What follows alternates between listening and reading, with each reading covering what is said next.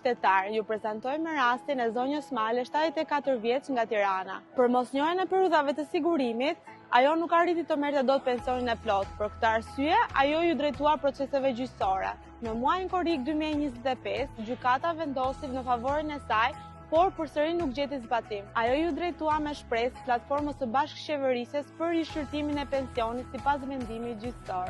Ekipi bashkëqeverisjes adresoi dhe ndërveproi me Institutin e Sigurimeve Shoqërore për rishqyrtimin e pensionit të zonjës Male. Drejtoria Rajonale e Sigurimeve Tiranë rishqyrtoi dosjen dhe aplikoi vendimin gjyqësor, duke rishikuar periudhën e sigurimit dhe masën e pensionit. Ju shtuan 8 vite e 3 muaj periudhë sigurimi dhe ju rrit masa e pensionit në 15.969 lekë në muaj.